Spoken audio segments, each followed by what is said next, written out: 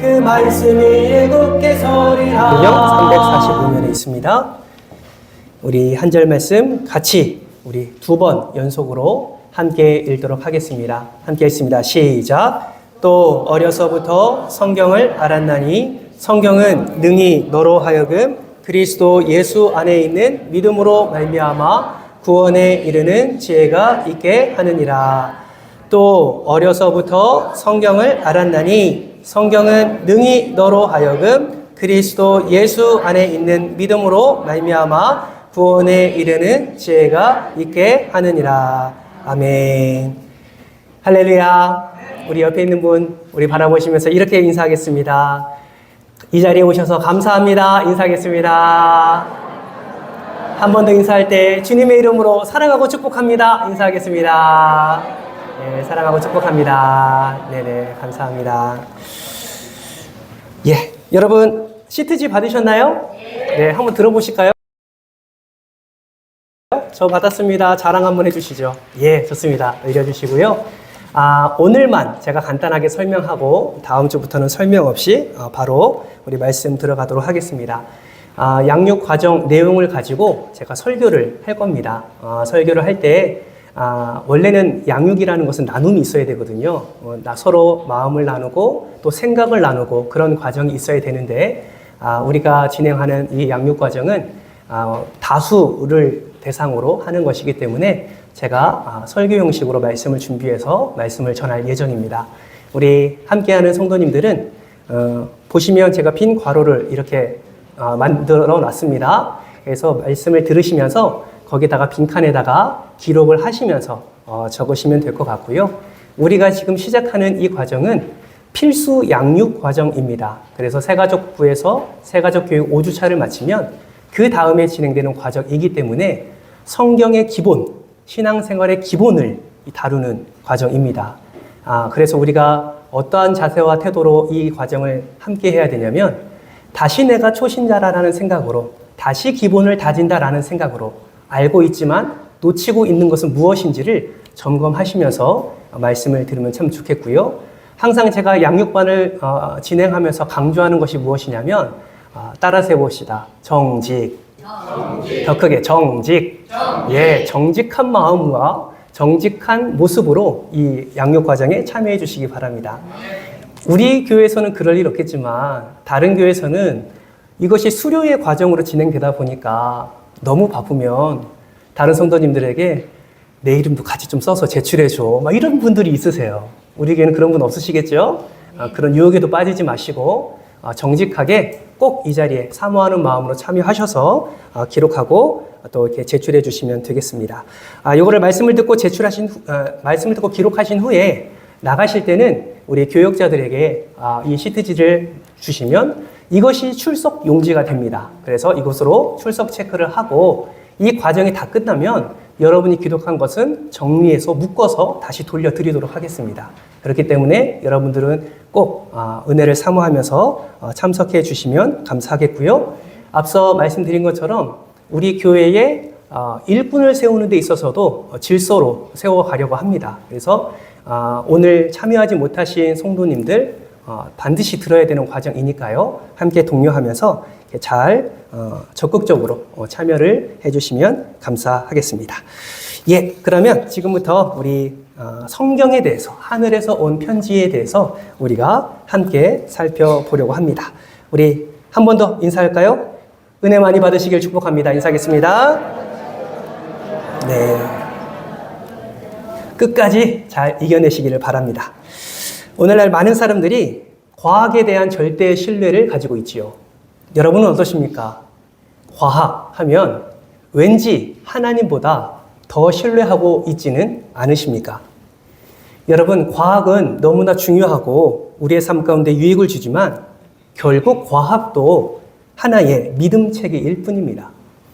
현대 과학 철학사에 큰 획을 지었던 토마스 쿤이라는 철학자는 과학혁명의 구조라는 책에서 과학의 전개 과정이 개별적인 발견과 발명의 축적물이 아니라 과학에서도 혁명적인 변화를 통해서 과학이 이어져 오고 있다라는 것을 밝혔습니다. 이 말은 무엇을 의미하냐면 한 사람이 자연 법칙을 발견하고 그 자연 법칙의 지식이 쌓여가면서 더 좋은 과학의 결과물이 나올 것 같지만 하나의 과학의 법칙을 발견하고 그것이 오랫동안 이어져 왔다가 시대적으로 맞지 않으면 이 과학은 뒤로 가고 또 다른 혁명적인 과학이 일어나서 그 과학에 따라서 시대가 흘러간다라는 것입니다.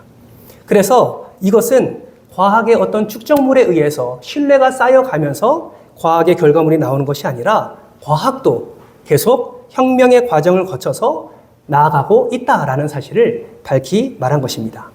이것을 통해서 알 수 있는 것은 무엇이냐면 과학이든 철학이든 그리고 어떤 학문이든 인간이 만든 것은 다 완벽하다, 완벽하지 않다, 완벽하지 않다라는 것을 분명히 말씀하고 있습니다. 그런데 완벽한 것이 있지요. 인간이 만든 것이 아닙니다. 이 세상에 완벽한 것은 단 하나밖에 없습니다. 그것이 무엇이냐면 따라서 합니다. 하나님의 말씀입니다. 아멘이십니까? 예, 하나님의 말씀만이 완벽하고 영원합니다. 그 하나님의 말씀에는 인간을 향한 구원의 진리가 담겨 있습니다. 그 말씀이 곧 우리에게 허락해 주시는 하늘에서 온 편지다라는 것입니다. 많은 사람들이 이 사랑의 편지가 많은 사람들의 손에 이렇게 들려져 있는 것을 우리는 확인할 수 있습니다. 여러분 그거 아십니까? 이 세상에서 가장 많이 팔린 베스트셀러가 무엇입니까? 예, 성경입니다. 얼마나 많이 팔렸는지 아십니까? 여러분 성경이 지난 50년간 통계를 내면 성경이 무려 약 40억 권이 팔렸다고 합니다. 40억 권. 놀라운 것은요. 베스트셀러 2위부터 10위까지의 판매 매수를 다 합친 것보다 성경의 판매 매수가 높다라는 것이죠. 그런데 문제는 무엇입니까? 가장 읽지 않는 베스트셀러가 무엇일까요? 성경이다라는 것이죠. 그렇다면 여러분, 가장 읽지 않는 베스트셀러 이 오명에도 불구하고 왜 수많은 사람들은 이 성경을 중요하게 생각할까요? 읽지도 않으면서 성경이 중요하다고 믿는 것은 그 이유가 무엇일까요?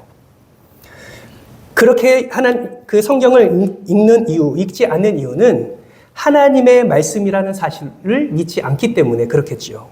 우리도 마찬가지입니다. 우리가 성경을 읽지 않는 이유가 무엇입니까?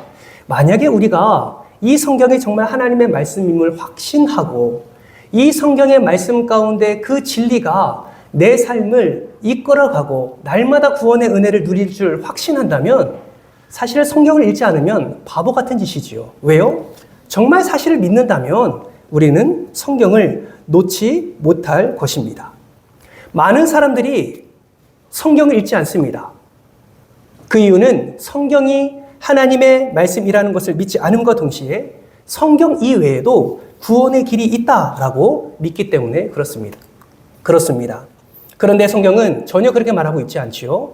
여러분 디모데후서 3장 15절 오늘 함께 읽은 본문 외에도 사도행전 4장 12절 말씀에도 이렇게 말씀하고 있는데요. 네, 192면에 있습니다. 자, 같이 한번 읽어볼까요? 시작! 다른 이로서는 구원을 받을 수 없나니 천하 사람 중에 구원을 받을 만한 다른 이름을 우리에게 주신 일이 없음이라 하였더라. 아멘. 아멘이십니까? 다른 이름을 주신 적이 없어요. 세상 사람들은 성경 외에 구원이 있다고 말하지만 하나님은 그렇게 말씀하지 않으십니다. 하나님은 구원 받을 수 있는 이름이 오직 예수 그리스도밖에 없다라고 분명하게 말씀하고 있습니다. 예수가 유일한 구원자가 아니다라고 생각하는 사람들은 어떻게 살아가고 있습니까? 그들 스스로 도를 닦기도 하고 그들 스스로 깨달은 도를 살아가려고 공을 쌓기도 합니다. 그리고 그들만의 제사를 지냄으로 죄를 처리하려는 그러한 몸부림을 치고 있죠. 그러나 그들은 모두 죄인입니다. 그들의 마음 가운데 사탄의 그 어두움이 가득 차 있기 때문에 도를 깨달아도 진짜 도가 아니고 공을 쌓는다고 하더라도 공을 쌓을 수가 없으며 제사를 지낸다 할지라도 그 죄를 처리할 수가 없는 것이죠. 하지만 예수님은 자신이 곧 길이요 진리요 생명이라고 말씀합니다. 우리의 죄 때문에 죽으신 그 예수 그리스도는 다시 부활하셨고 우리 구원에 필요한 모든 것을 충족해 주신 분이 바로 예수 그리스도입니다. 그러므로 예수님은 세상 사람들이 추구하는 도와 공과 제사의 완성자이시기도 하십니다. 그것을 증언하고 있는 책이 바로 성경이다라는 것이죠. 그렇다면 여러분, 이렇게 구원의 지혜가 담긴 성경을 여러분은 얼마나 알고 계십니까? 이제 한번 적을 준비해 보실까요? 우리 시트지를 보면서 한번 적으면서 한번 들어보겠습니다. 성경에 기록한 인간 저자는 여러분 몇 명이나 될까요? 성경에 66권으로 되어 있지 않습니까? 우리가 많은 저자들을 알고 있는데 이 66권의 저자를 합치면 여러분 몇 명이 될까요? 기록에 대한 분명한 저자가 기록되어 있지 않는 성경도 있기 때문에 약 40여 명의 저자가 성경을 기록했습니다. 참 많이 기록했죠? 40여 명의 저자가 성경을 기록했습니다. 여러분, 성경을 기록한 기간은 얼마나 될까요? 이 성경은 여러분 1년, 2년에 걸쳐서 쓰여진 게 아닙니다. 무려 약 1600년 동안 기록한 책입니다. 몇 년이라고요? 1600년 동안. BC 1500년에서부터 AD 100년까지 약 1600년 동안 약 40여 명의 인간 저자를 통해서 쓰여졌다라는 것이죠. 그러니까 이 성경이요, 그저 어떤 사람이 쓰고 싶어서 마음에 확 뭔가 느낌이 와가지고 후다닥 쓴 게 아니라 1600년 동안 거쳐오면서 검증되고 검증된 그런 말씀이 바로 성경이다라는 것이죠. 그렇다면 여러분, 성경의 구성은 어떻게 되어 있을까요? 구약은 몇 권? 39권. 신약은 몇 권? 27권으로 되어 있습니다. 저는 주일학교 때 이거를 이렇게 배웠어요. 천국에 전화번호가 있대요. 그게 몇 국인 줄 아십니까? 66국에 3927이요. 그것이 천국의 전화번호라고 배웠습니다. 66국에 3927. 그럴듯하지 않습니까? 예. 구약은 39권인데 신약은 헷갈리십니까? 3927로 외우면 됩니다. 예. 이게 외우는 것은 유치하게 외우면 기억에 참 많이 남습니다. 성경의 구성 66권, 구약은 39권, 신약은 27권으로 구성되어 있습니다. 그렇다면 여러분, 성경을 기록한 방법은 무엇일까요? 사실 여러분, 언제 기록했냐? 몇 년에 걸쳐서 기록했냐?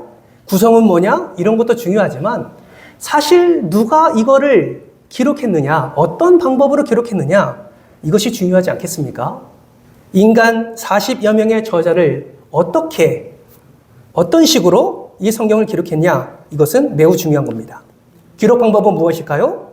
바로 성령의 감동에 의해서 기록이 되었습니다. 이것을 다른 표현으로 말하면 성령의 영감이라고 표현하고 하나님의 감동이라고도 표현을 합니다. 성경의 원저자는 성령 하나님이세요. 성령 하나님께서 약 40여 명이나 되는 인간의 저자들에게 영감을 주셔서 하나님의 감동으로 성경을 기록하게 하신 것입니다. 성경의 원저자가 누구라고요?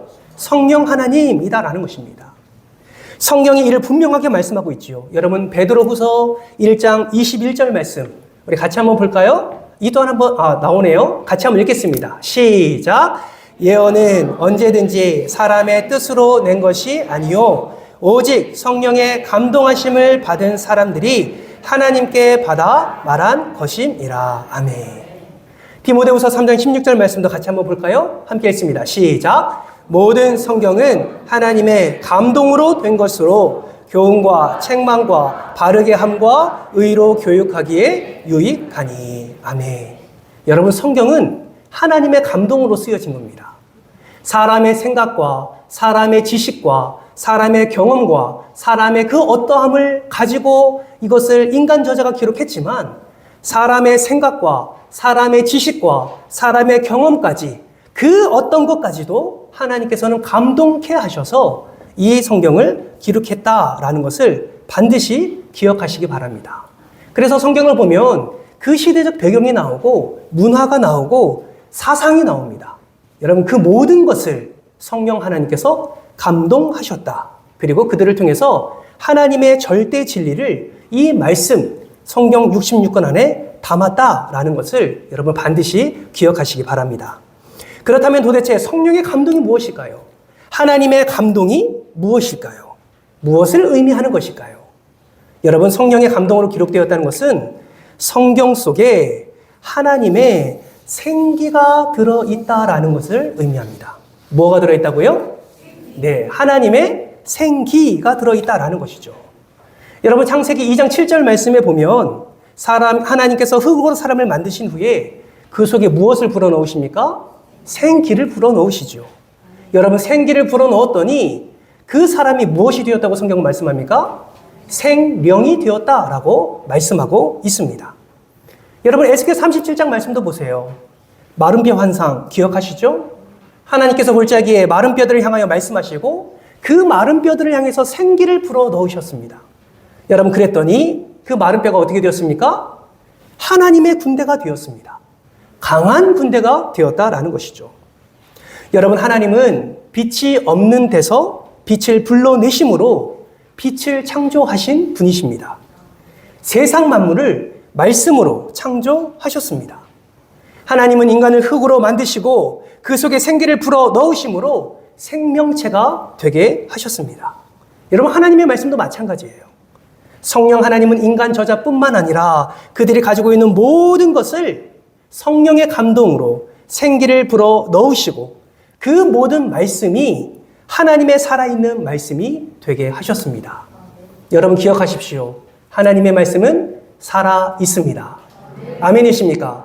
하나님의 말씀은 살아있는 말씀이에요. 그래서 사도 바울이 고백하잖아요. 하나님의 말씀은 살아있어 운동력이 있어 무엇을 말합니까? 혼과 영과 골수를 찔러 쪼개기까지 하는 그 하나님의 놀라운 말씀의 능력을 사도 바울이 고백하는 것을 우리는 알고 있습니다. 이처럼 하나님은 창조자이실 뿐만 아니라 죽은 자도 살리시고 부활의 능력을 지니시는 분이시고 또 그러한 분이 살리시는 영으로 이 성경 말씀을 기록했다라는 것을 우리는 반드시 기억해야 됩니다. 그렇습니다. 성경에는 창조와 부활의 생기가 들어 있습니다. 성경은 하나님의 생명이 약동하는 책입니다. 그러므로 이 말씀이 살아있는 하나님의 말씀임을 믿으시기를 주님의 이름으로 축복합니다.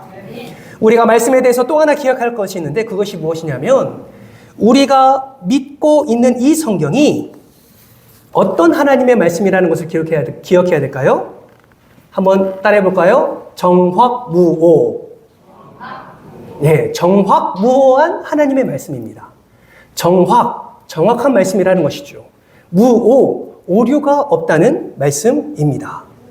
여러분, 인간의 언어로 성경은 기록되었지만 여러분, 이런 것까지도 무엇으로 쓰여졌다고 말씀하고 있습니까? 하나님의 감동으로 쓰여졌다고요. 그렇기 때문에 성경의 원저자는 성령 하나님이십니다. 여러분 질문합니다. 하나님이 오류가 있으십니까? 하나님이 오류가 있으세요? 아니요. 우리는 오류투성이지만 하나님은 오류가 없으십니다. 아멘이십니까? 하나님은 언제나 옳으십니다. 아멘이십니까? 하나님은 언제나 완전하십니다. 아멘이십니까? 그렇기 때문에 하나님의 영감으로 쓰인 이 정확무오한 이 성경이 하나님의 말씀임을 믿으시기를 주님의 이름으로 축복합니다. 이것을 안 다윗은 시편 12편 6절 말씀에서 이렇게 말씀을 합니다. 같이 한번 읽어볼까요? 시편 12편 6절입니다. 시작! 여호와의 말씀은 순결하며 흙 도간 위에 7번 단련한 은 같도다. 아멘. 여기서 말하는 7번 완전수죠. 완전히 단련된 은 같은 어떠한 이물질 하나 없는 그 은 같은 것이 바로 여호와의 말씀이다 라고 다윗은 고백하고 있는 것입니다. 그만큼 하나님의 말씀은 정확무오한 말씀이다 라는 것이죠. 또한 시편 19편 7절에서 8절 말씀도 이렇게 말씀합니다. 7절 말씀 보실까요? 여호와의 율법은 완전하여 영혼을 소성시키며 여호와의 증거는 확실하여 우둔한 자를 지혜롭게 하고 8절 같이 읽습니다. 시작! 여호와의 교훈은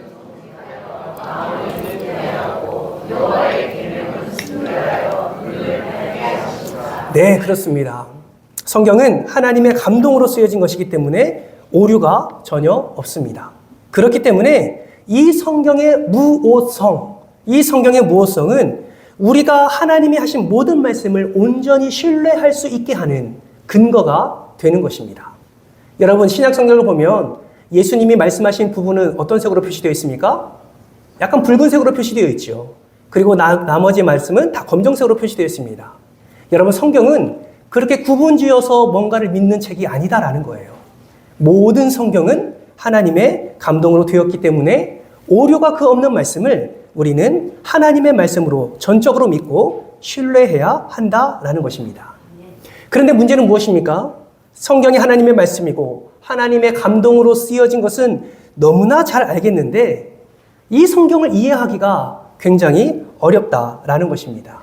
그러나 여러분, 우리의 성경에 대한 자세와 태도를 바르게 하면 너무나도 이해하기 어려운 이 말씀도 하나님께서 조명하심과 하나님께서 깨닫게 하시는 지혜로 말미암아 이해가 된다라는 사실을 반드시 기억하시기 바랍니다. 성경을 바로 이해하기 위해서는 어떠한 마음이 있어야 될까요? 성경을 바로 이해하기 위해서는 지적인 능력보다 도덕적이고 영적인 능력이 필요합니다. 이에 사도 바울은 고린도 교회 성도들에게 고린도전서 2장 12절 말씀에서 이렇게 말씀합니다. 우리 이 말씀 같이 한번 읽겠습니다. 시작! 육에 속한 사람은 하나님의 성령의 일들을 받지 아니하나니 이는 그것들이 그에게는 어리석게 보임이요 또 그는 그것들을 알 수도 없나니 그러한 일은 영적으로 분별되기 때문이라. 아멘. 여러분, 성경 자체가 명확하게 기록되었지만 그 가르침을 받으려 하지 않는 자들에게는 도저히 이해할 수 없는 말씀입니다. 그러나 도저히 이해할 수 없는 말씀이 아니라 구원을 찾아 진실한 마음으로 성경을 읽는 모든 불신자와 그것을 이해하기 위해서 하나님께 도우심을 간구하며 읽는 모든 신자들은 성경을 이해할 수 있게 됩니다. 왜냐하면 성령 하나님께서 깨닫게 해주시는 은혜를 허락해 주시기 때문에 그렇습니다. 그러므로 읽어보지도 않고 미리 덮어버리는 어리석음을 범하지 마시기 바랍니다. 하나님께 은혜를 간구하고 도우심을 간구하고 깨닫기를 소망하며 기도하면서 말씀을 읽으시기를 주님의 이름으로 축복합니다. 사도 바울은 이러한 성령 하나님의 인도하심에 따라 에베소서 1장 17절에서 19절 말씀을 통해서 이렇게 성령 하나님의 인도하심을 말씀하고 있습니다. 우리 한번 교독해 볼까요? 제가 17절 말씀 읽겠습니다. 우리 주 예수 그리스도의 하나님 영광의 아버지께서 지혜와 계시의 영을 너희에게 주사 하나님을 알게 하시고 18절 넘겨주세요.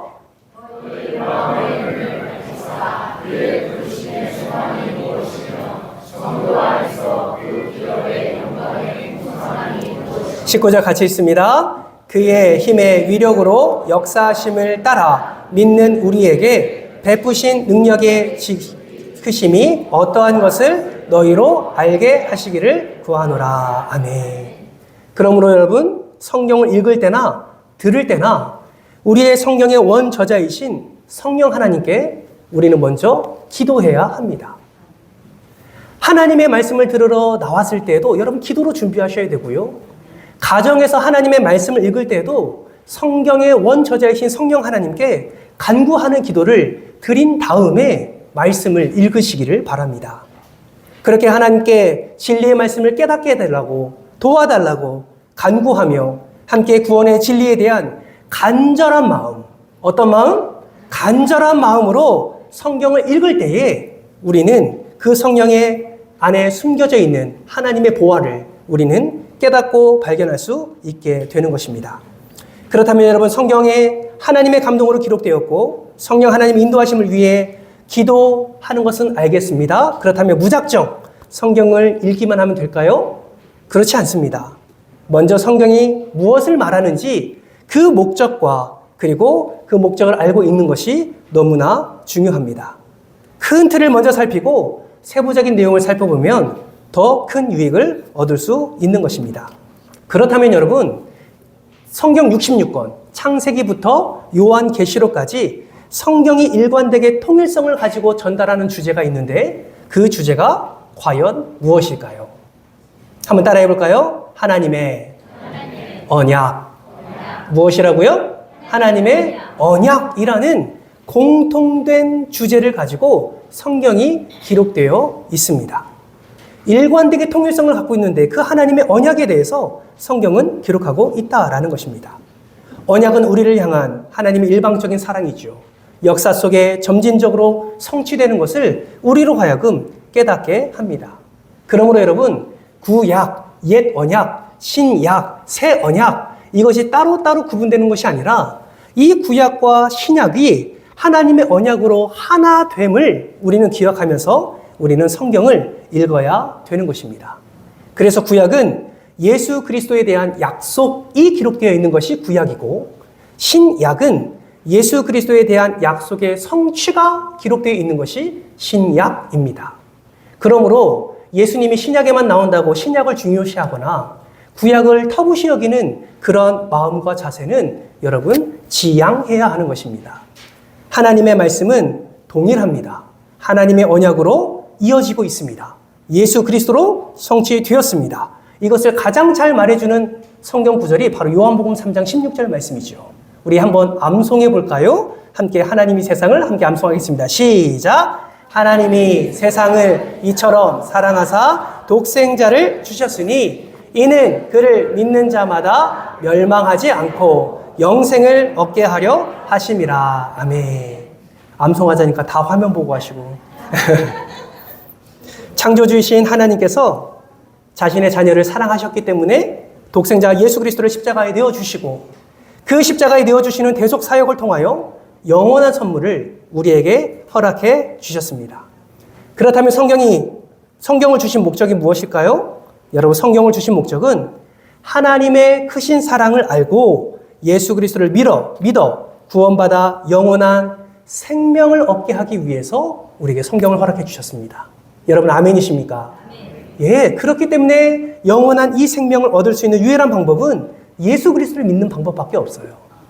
그 놀라운 계획과 그 놀라운 성취를 이 신약과 구약에 담겨서 우리에게 허락해 주신 것입니다.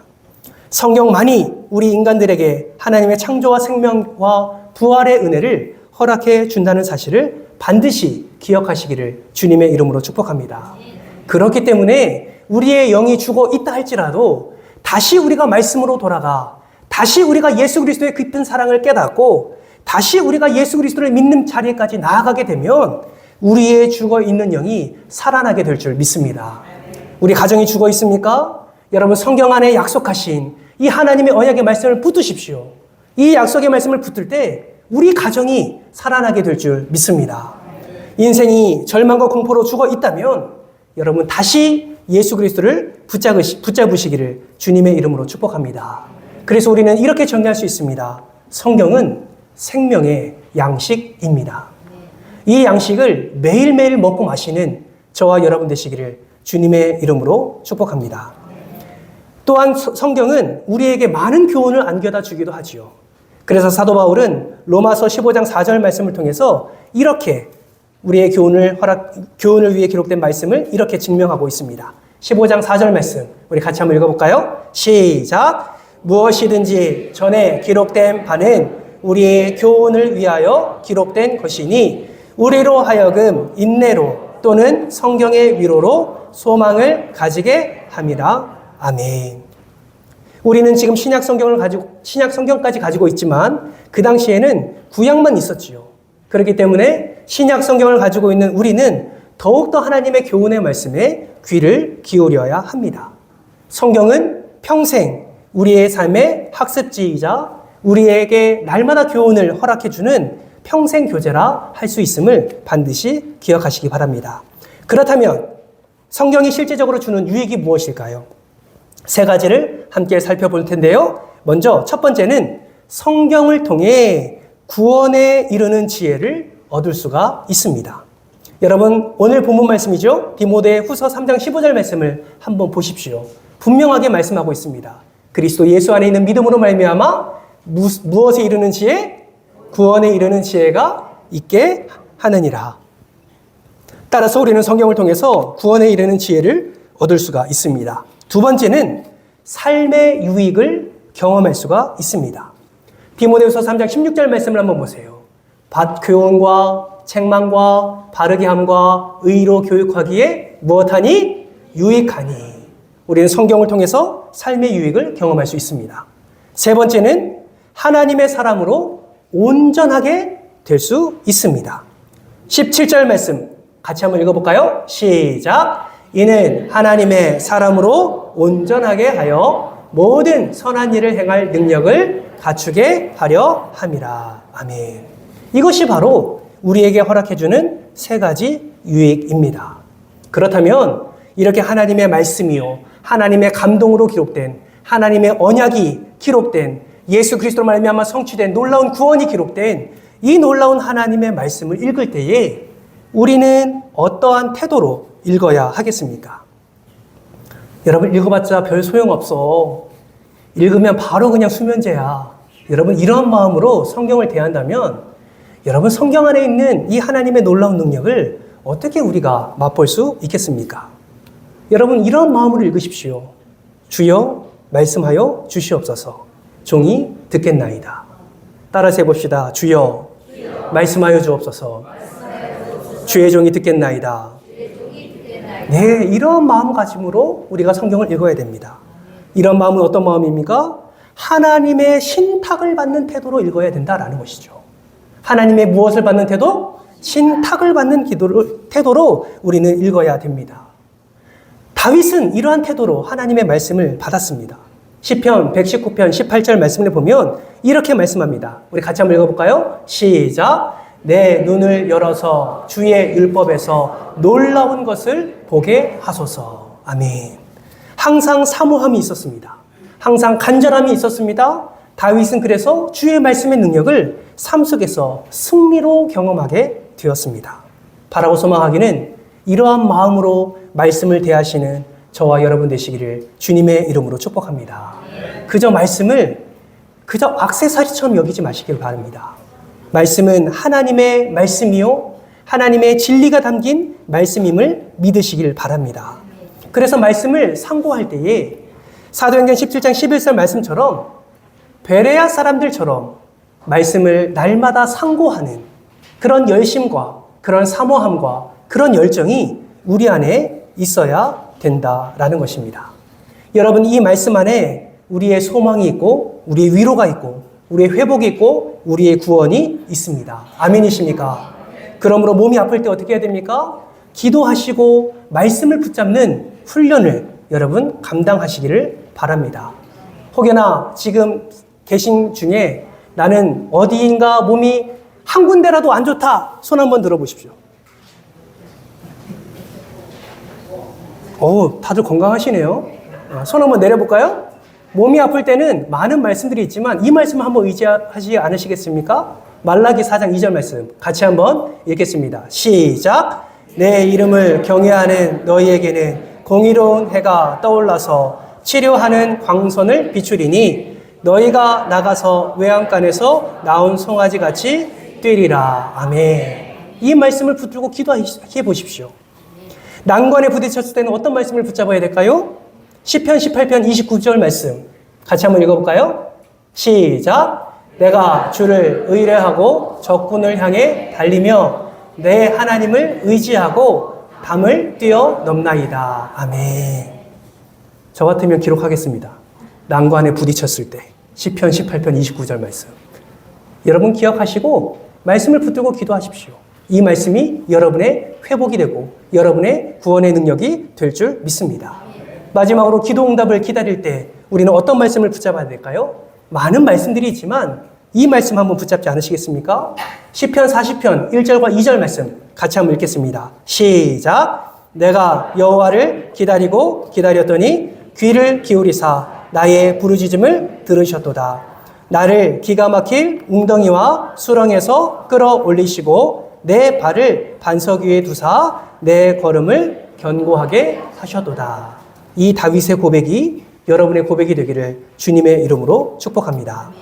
말씀을 정리합니다. 목사님 한 분과 비누 제조업자 한 사장님이 어느 날 길거리에서 사람들이 서로 싸우는 모습을 보았습니다. 비누 제조업자가 목사님에게 이렇게 말했습니다. 목사님, 매주 설교하시는 그 성경이 좋은 책이라고 하시던데 실제 사람들에게는 아무 도움이 안 되는 것 같네요. 저기 보세요. 저 사람들 얼마나 나쁩니까?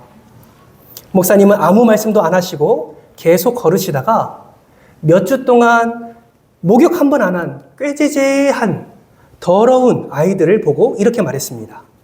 사장님, 사장님이 만드시는 비누가 아무 소용이 없군요. 쟤들 좀 보세요. 얼마나 더럽습니까? 이때 비누 제조업자 사장님이 말합니다. 목사님, 비누는 사용하는 사람들에게만 유익을 줍니다. 그랬더니 목사님이 이렇게 말씀합니다. 바로 그겁니다. 성경도 자신의 삶에 적용하는 사람에게만 유익을 줍니다. 사랑하는 성도 여러분, 성경은 송이꿀처럼 달지만 달다는 것을 머리로 아는 사람은 진짜 맛을 모릅니다. 꿀을 맛보아야 단맛을 아는 것이죠. 꿀이 달다는 말만 하지 말고 우리 꿀을 한번 섭취해 보지 않으시겠습니까? 성경이 영혼의 양식이라는 것을 머리로만 알지 말고 우리가 그 영혼의 양식이 성경이라면 매일매일 그 양식을 먹고 배부름을 경험해 보지 않으시겠습니까? 정말 바라고 소망하기는 이 성경이 그저 나의 삶의 액세서리가 아니라 나의 삶의 가장 중요한 소중한 보물이 되기를, 그래서 매일매일 가까이 하고 매일매일 하나님의 감동으로 기록된 이 말씀을 읽으시면서 송일구보다 더 단 정확무오한 이 하나님의 말씀, 구원과 회복과 치유와 능력이 있는 이 하나님의 말씀을 붙드심으로 매일매일의 삶 속에서 성경의 은혜를 충만히 누리는 저와 여러분 되시기를 주님의 이름으로 축복합니다. 기도하실까요?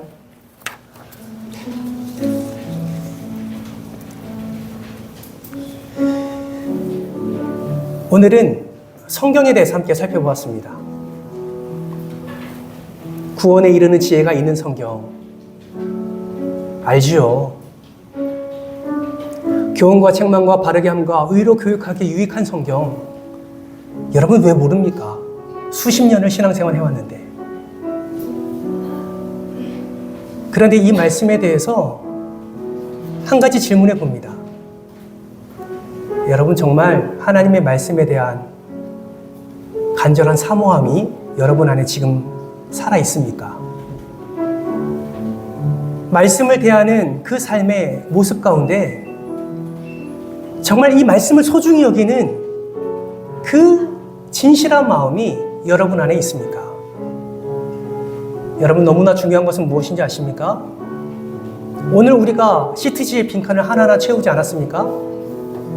여러분 시트지의 빈칸에 정답 하나하나를 채우는 것도 너무 중요하지만 정말 중요한 것은 우리의 삶 가운데 비어져 있는 이 빈칸을 하나님의 말씀으로 채우는 게 더 중요합니다. 여러분 이를 위해서 기도하지 않으시겠습니까? 하나님, 내 삶의 빈칸들이 너무나 많습니다. 하나님, 내 삶에 빈 것들이 너무나 많습니다. 하나님, 말씀의 능력을 믿습니다. 하나님의 감동으로 쓰여진 정확무오한 말씀을 믿습니다. 이 말씀의 은혜를 내 삶 속에 빈 곳에 채워 넣는, 그래서 하나님의 놀라운 능력을 맛보는 그 성령의 그 위대함과 우리에게 허락해 주신 하나님의 언약의 능력을 우리의 삶 가운데서 맛볼 수 있도록 은혜를 더해달라고 여러분 함께 기도하지 않으시겠습니까? 이 시간 오늘 들은 말씀을 기억하면서 주여 한번 외치고 통성으로 기도하며 나갑니다. 하나님, 성경이 중요하다는 사실을 너무나 잘 압니다. 그러나 항상 우리는 주일 예배가 마치면 항상 성경을 가방 안에 넣어놓고 어떨 때는 일주일에 한 번도 교회 가방에서 꺼내지 않는 우리의 참 게으르고 우리의 참 연약함이 나타날 때가 있습니다. 결단은 하지만 항상 작심 일일이 되어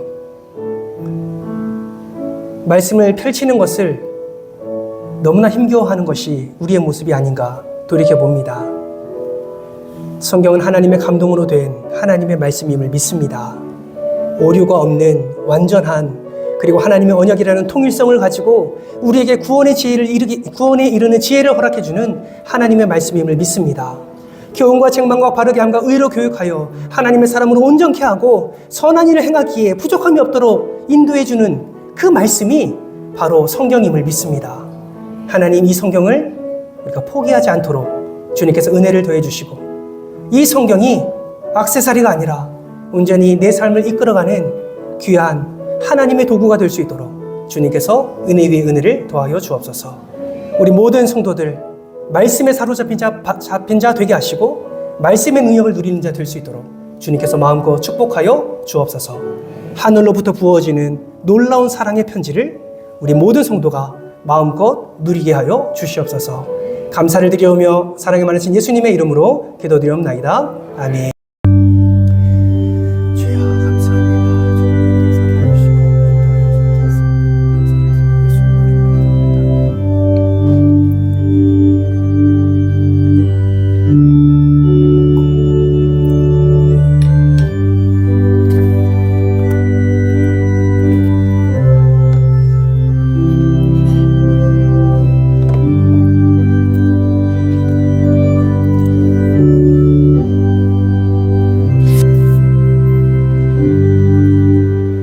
한 주간 승리하십시오. 인사하며 마무리하겠습니다. 한 주간 승리하십시오. 조심히 들어가십시오.